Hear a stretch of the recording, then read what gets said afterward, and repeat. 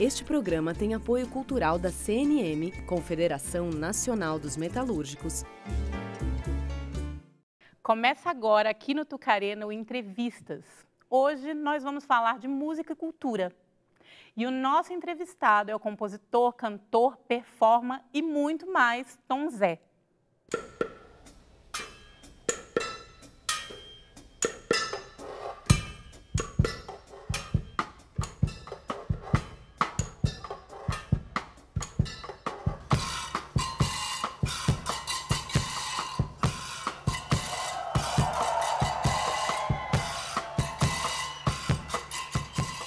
Baiano de Irará, Antônio José Santana Martins, o Tom Zé, nasceu em 1936.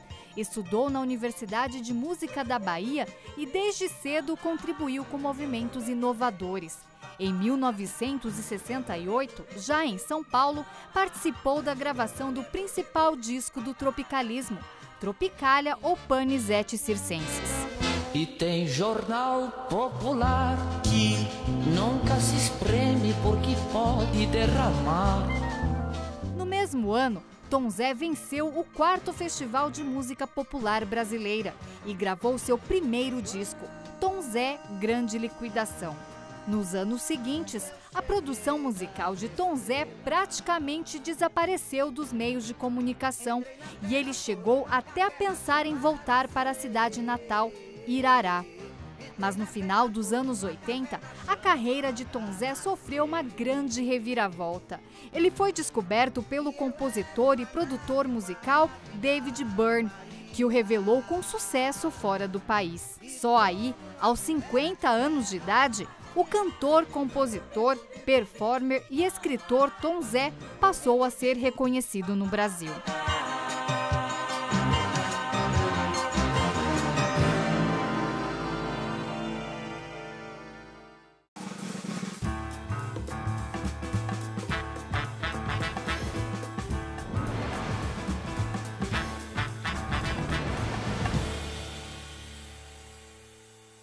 Bem-vindo, Tom Zé. É um prazer ter você aqui no Entrevistas. Vamos também agradecer aos nossos convidados, a jornalista Maria Amélia Rocha, apresentadora do programa Bom para Todos na TVT, o jornalista e escritor Cleison Barbosa, a cantora e historiadora Jurema Paz e Walter Garcia, que é músico e professor do Instituto de Estudos Brasileiros da USP. Tom Zé, a gente viu no VT que a sua vida é cheia de reviravoltas, tanto sua vida pessoal como artística. Você acredita em destino? Ah, A gente já começa tranquilo, né? sem dúvida, acredito sim. E você acha que o destino foi bacana com você? Foi. Por quê? Nossa, deixa eu ver se eu tento responder as perguntas sem contar histórias, senão eu levo horas. Eu nasci o lado fraco da família Santana, que era muito poderosa em Irará. Então, quando você queria jogar um traque, jogar uma bomba, jogar uma pedra, jogava no lado da minha família. No lado Santana da minha família, que era o lado fraco. Eu acho que é um termo que não usa muito aqui em São Paulo, né? Quê? Traque. Traque é bombinha, né? É bombinha, é. Isso, querida, preste atenção para me ajudar a traduzir. E então eu tinha muita timidez. As pessoas não acreditam que eu era tímido, mas tímido. E então fui para uma profissão que no dia que eu pensei assim, puxa, é capaz de eu precisar subir num palco, eu derreti de medo. E aí eu fui estudar na universidade mais sofisticada para subir no palco, que era o camarada que vende remédios na feira, o homem da mala.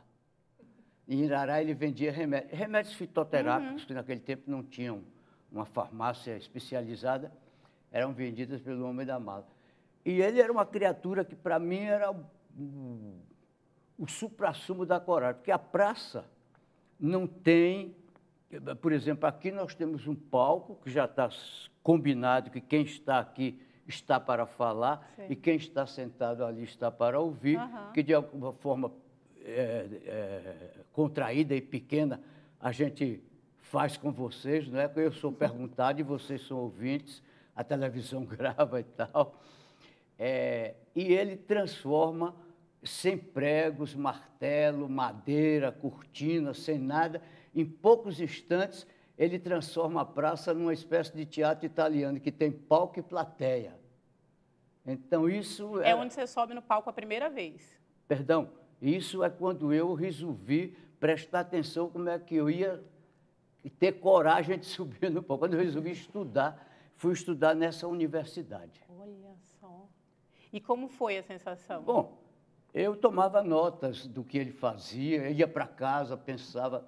E depois eu descobri que ele tinha 3 estruturas mais ou menos fixas, que ele variava entre essas 3 estruturas e aproveitava o que acontecia no dia para a parte do improviso, que ele era, tudo parecia improviso, não é? E ele se dava muito bem todo dia, quer dizer, senão ele não podia manter essa profissão, né? Uhum. Depois eu descobri até como é que ele chegava em Irará. Ele vinha, aí sim, vinha em pau de arara, que não era comum. As outras cidades tinham pau de arara. Irará, não me lembro direito disso. Tinha um ônibus antigo, que tinha cara na frente, como um carro, que era de um amigo meu, Renato. E ele vinha de pau de arara, eu descobri, eu ia, identificava ele no próprio carro, porque eu sabia quem era ele. Ele era uma pessoa quase igual, só tinha uma mala um pouquinho maior, que vinha os remédios, né? E vinha como uma pessoa comum, e eu acompanhava ele até a praça, até o momento que ele ia dar o start. O start. O estalo, né? E então, quantos anos você tinha? 1955, eu nasci em 36, eu tinha 19 anos. E a timidez não atrapalhou? Perdão, eu ia olhar ele morrendo de medo do que ele ia fazer, que dirá, no dia que eu tinha que subir no palco, né? Então, dizem que há essa coisa, que o mais tímido é que é o mais atraído para o palco, né? Diz que o palco é o sítio dos tímidos. Walter, você tem alguma... Você que trabalha com música também, você tem alguma história de algum outro artista que, como ele, tem essa timidez e mesmo assim desafiou e hoje é uma estrela, assim, você conhece? Não sei se é exatamente timidez, mas eu me lembro uma vez eu li para você, Tom Zé, com uma intenção completamente equivocada, umas frases do Augusto Boal, falando um ensaio dele com a Maria Bethânia. Quando eu li o texto no seu livro, eu imaginei que ele falava essas frases com agressividade, né? Não, meta a faca no peito deles, pegue a baioneta, salte na garganta e acabe com a fama deles, vamos, mais uma vez, não, eu quero ver os fuzis na sua mão. E aí você me corrigiu e disse que não era nada disso, né? Não era assim que o Augusto Boal... Ele chamava Bethânia de Berré. Não, Berré, você tem que meter a faca no peito deles. Bem baixinho. Mas todos nós ouvíamos, não é? Delicadamente. Sempre com muita delicadeza. Então, Zé, falando no Boal, você estava fazendo o Arena Canta Bahia. Isso. Quando você acaba participando do disco, não sei se chamado por Caetano e Gil, mas participa do disco Tropicália, certo? Isso. No mesmo ano. Perdão, a Arena Canta Bahia foi em 65, o disco Tropicália saiu 68, no princípio, né? De 68. Aí, 68 é um ano muito marcante. 68. 68. Um ano muito marcante, né? O mundo estava virando do avesso, o Daniel Cohn-Bendit estava incendiando Paris, barricadas e tudo isso.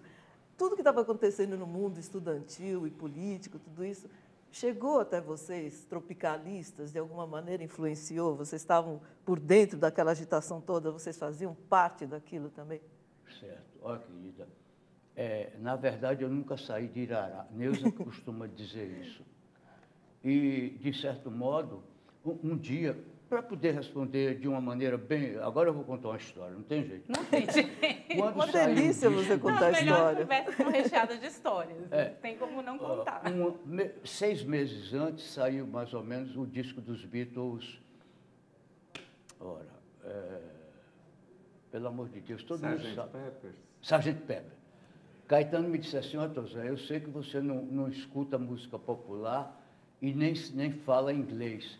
Ele aí me botou dentro de um quarto aqui em São Paulo, quando eu vim para tentar ficar aqui, quando ele me trouxe para tentar ficar aqui. Traduziu o disco música por música, explicou o que significava e tal, e coisa, etc. E eu fui muito ingrato, do princípio até o fim, e depois me levou para ver o Rei da Vela. Veja que dia, né? Que dia... Alucinante. Alucinante. Isso na década de 60. Correto, isso em 67, em setembro de 67. E o Rei da Vela me impressionou muito mais, porque no caso da música dos Beatles, eu estava tão interessado em fazer um tipo de música que eu sonhava de fazer, que parece que a minha cabeça não tinha espaço nem para compreender, nem para nada. Agora, ele sim, ele e Gil era um verdadeiro lugar onde tudo vinha, calava e tinha resposta.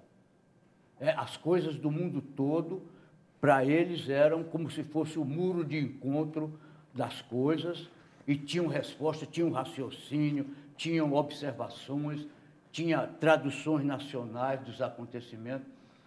E eu não estou falando bem, eu devia ser muito mais generoso com eles, porque eu não sou bom de improviso.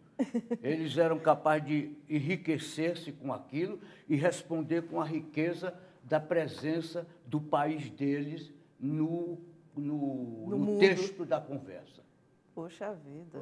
Quer dizer, você se acha um tropicalista autêntico? Você acha? Porque eu vi uma entrevista do Caetano que ele, de certa maneira, diz assim que você estava à frente deles, que talvez você não tenha continuado no movimento porque você estava muito à frente deles.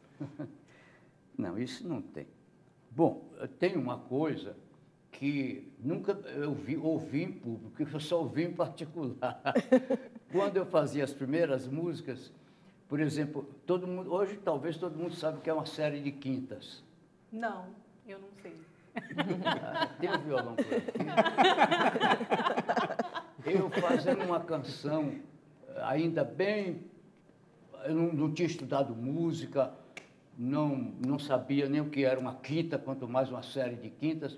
Você faz um acorde de dó, que por natureza é um acorde de tônica, mas ele também é uma dominante de alguma subdominante.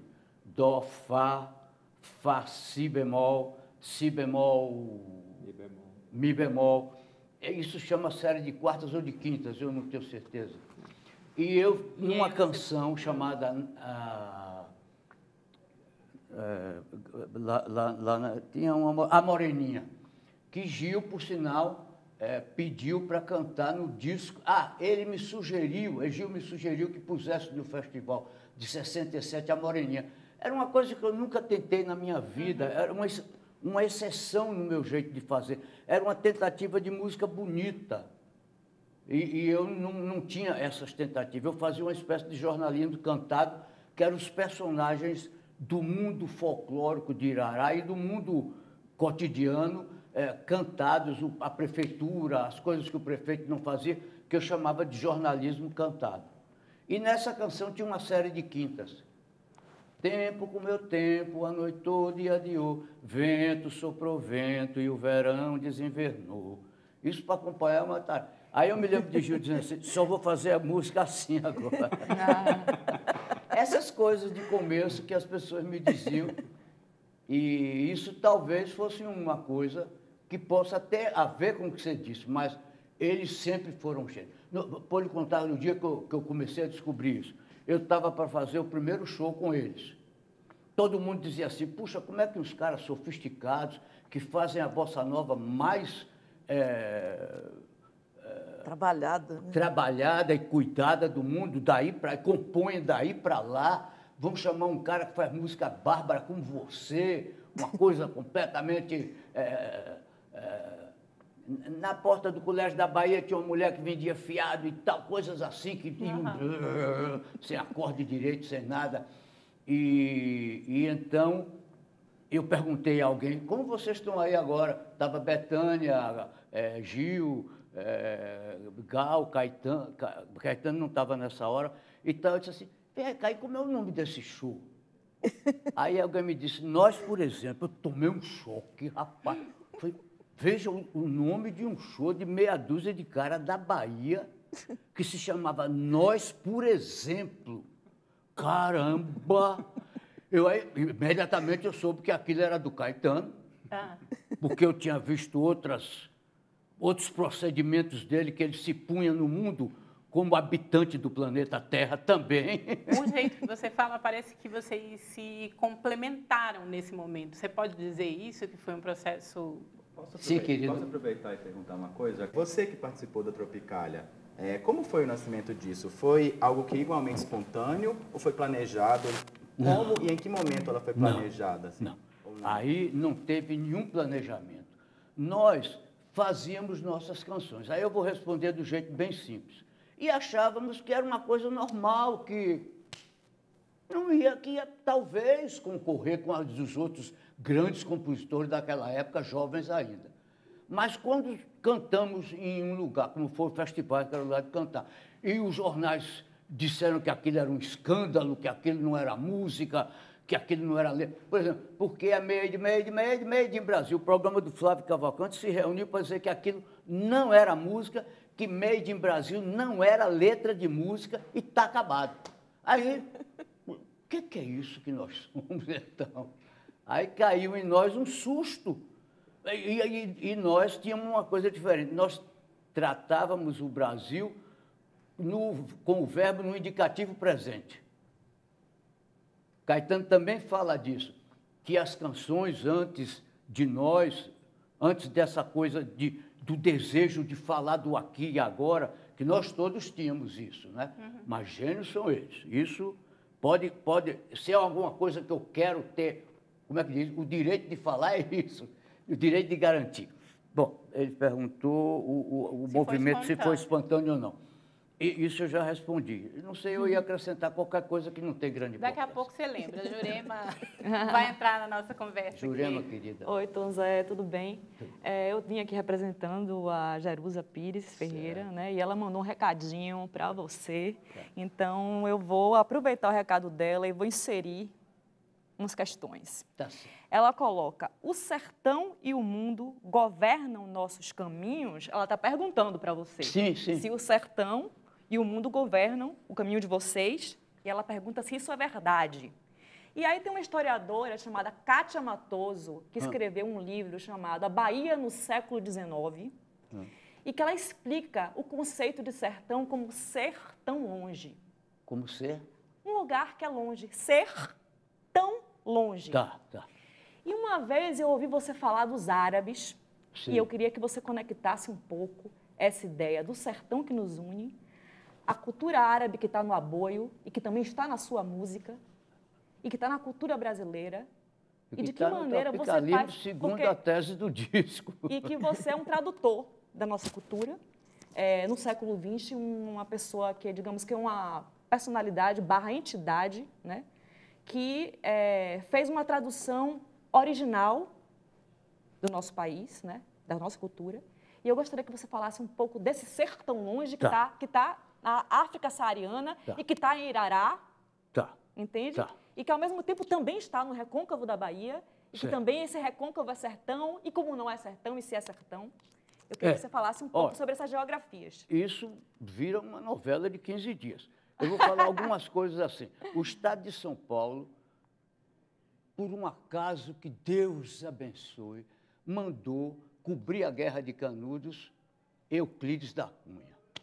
Olha, para vocês terem uma ideia de quem era esse cara. Veja bem, eu só posso contar as coisas com história. Salvador era o último ponto que repórteres do mundo todo, do Brasil todo, faziam antes de ir ver o que era a Guerra de Canudos. Ninguém conhecia o Nordeste. Diziam que aquilo era uma guerra contra a independência da República e tal. Então, a Secretaria de Segurança de Salvador mandou avisar a todos que estavam na Bahia, para ir a Canudos, que um menino das hostes de Antônio Conselheiro, tinha sido preso um menino de 12 anos e que ia ser interrogado e convidava quem quisesse para assistir. Muito bem, todos aqueles senhores, doutores, entraram lá e saíram do mesmo jeito. Euclides da Cunha saiu tremendo, pelo seguinte, quando perguntaram ao menino, mas e por que vocês fazem isso? Que o menino respondeu, para salvar a alma. Aí Euclides da Cunha disse, eu não sei mais nada. Que conversa é essa? Eu vou para um lugar onde tem como é que diz? Instigadores da falta de respeito, da ordem e progresso, digamos. Todo mundo sabe o que é que eu estou falando? Sim. Eles criaram, era um levante do sertão. Que tem um povo contra a República. Aí vem eu estou indo ver o quê? Aí começou a dúvida dele entre o que se sabia aqui e o que ele ia ver. Real. E foi o homem quem descobriu o Nordeste para o Brasil. Aí eu falei que ia botar ligeiras fotografias. Uma outra é a seguinte, tem um filme do Alain Resnais que diz que a fase que o ser humano, quer dizer, eu, Carol, Wilson, Peraí, eu sei o nome de todo mundo, me ajuda. Jurema, Maria Amélia, Walter Garcia, as outras pessoas que estão aqui, o câmera. Alô, bota eu nessa câmera aqui para poder falar. Essa câmera aqui, esse câmera e todos os outros sabem. Eu não sei mais o que é que eu ia dizer. Vamos fazer o seguinte, vamos chamar o intervalo. Enquanto você lembra o que você ia dizer, e a gente conversa mais. Vamos então chamar o intervalo e no próximo bloco a gente continua essa conversa com o Tom Zé. A revista Moralista traz uma lista dos pecados da vedete. E tem um jornal popular que nunca se espreme porque pode derramar. É um banco de sangue encadernado. Já vem pronto e tabelado. É somente folhear e usar. Folhear e usar. Tom Zé.